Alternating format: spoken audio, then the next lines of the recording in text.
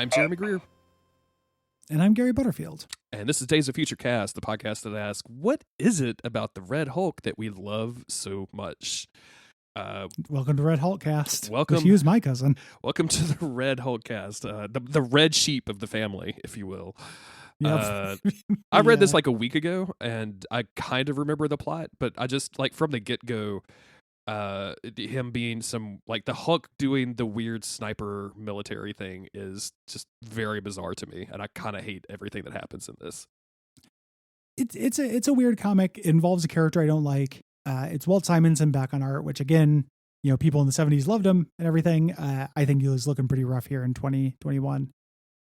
And the idea here, this is just whenever Bendis is doing a comic in this thing, he's just filling time. It feels like. Mm-hmm. If he's not writing the main thing, he's just vibing. The most of this is monologue from the Red Hulk, and it confirms. Like I was 90% sure this was Thunderbolt Ross, mm-hmm. Who became this Hulk. This confirms it, and talks a little bit about why he's on the team. Right? Like I was just like, why is this guy joined? And he talks about Captain America recruiting him because he has military experience. Yes. And that being something Captain America would respect, I kind of get it. Yeah. That's fine.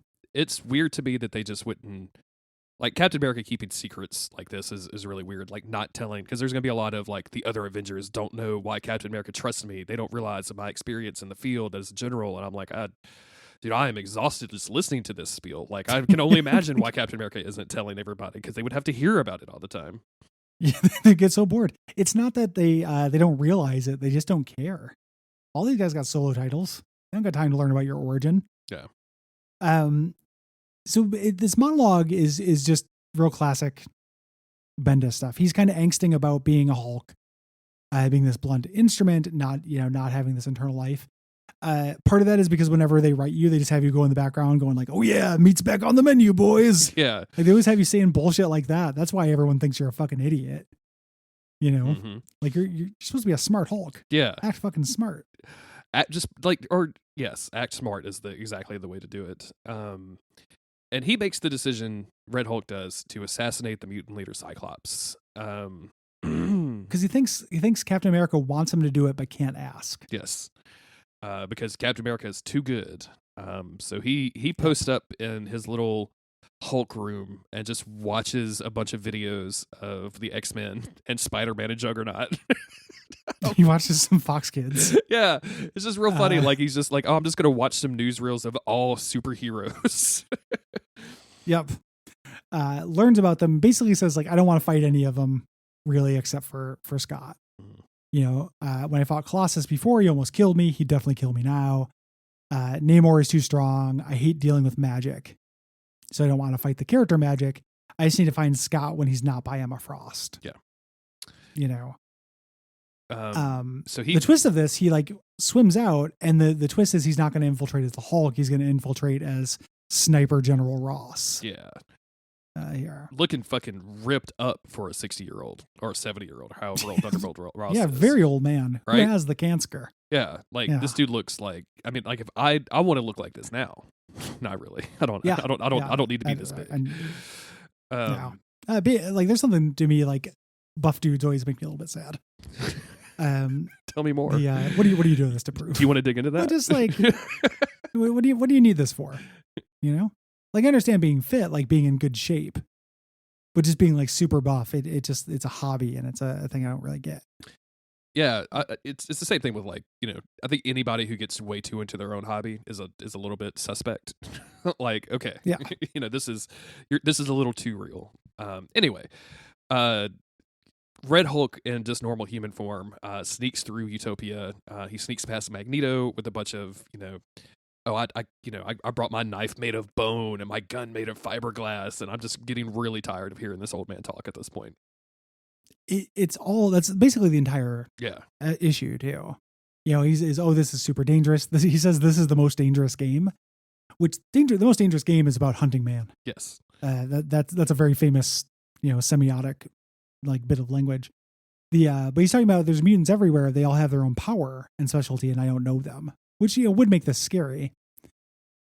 He lines up his sniper rifle on Cyclops. He angsts a little bit about taking somebody's life. But his finger will not pull the trigger because he's like, I need to make sure that he's away from Emma Frost. He just didn't. He just didn't do that. Yeah.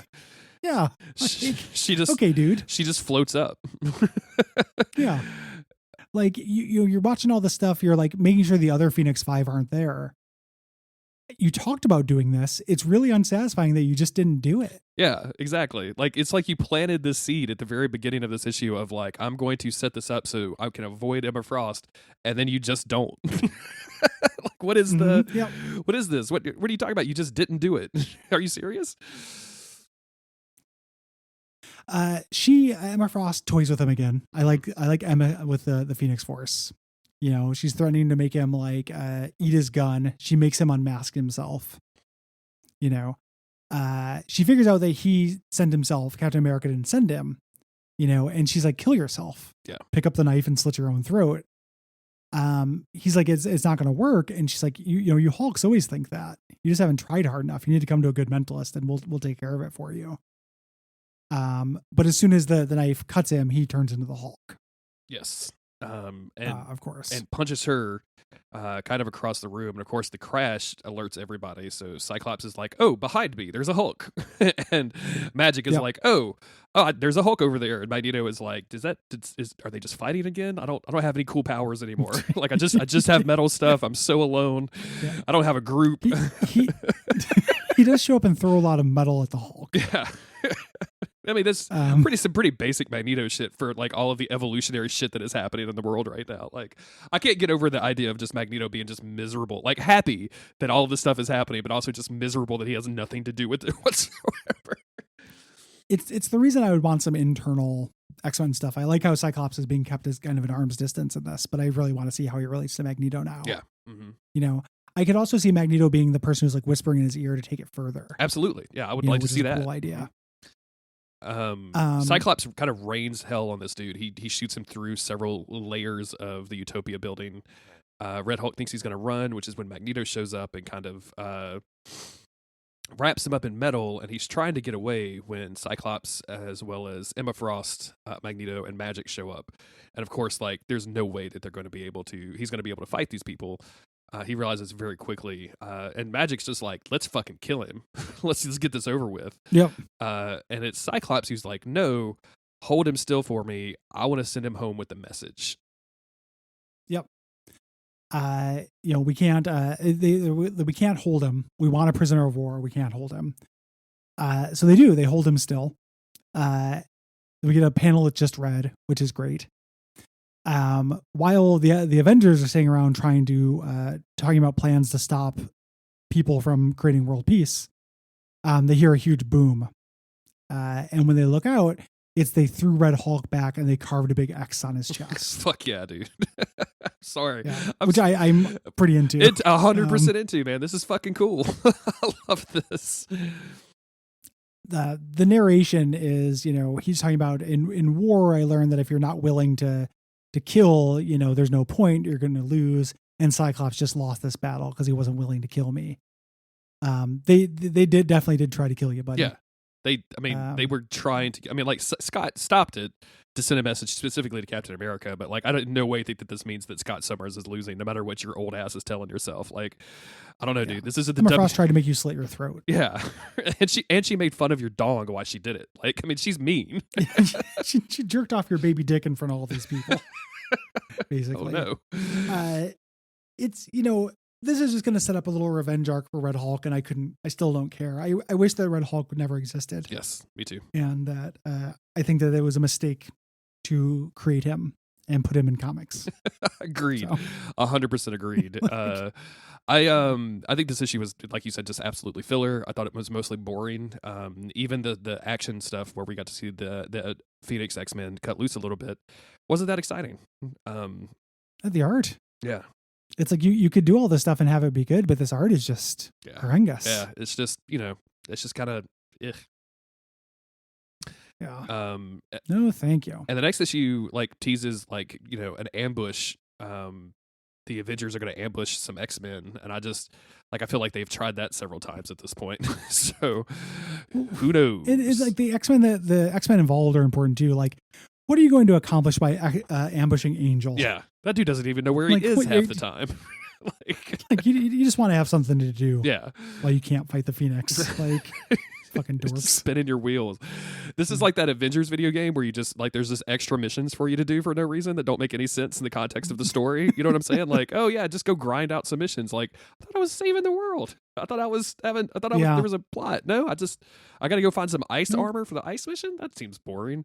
Doesn't seem right. I don't know if I told you, I did delete that game, by the way. I just like I got 3 missions in, I think, and it was just the most repetitive, god awful stuff in the world. I was just like, I don't want to play this game anymore. I'm done with it. Yeah, I believe it. Yeah. That's it. We're done. Anywho, thank you everybody for listening. Thank you to the patrons over at patreon.com/Duckfeed.tv. If you don't support us yet, you're more than welcome to do so. It goes a long way to supporting the network and the podcast host and lets us do some cool stuff. And you get a bunch of benefits besides. You can also leave us ratings and reviews. That would be super cool. We will be back in a couple days with more AVX.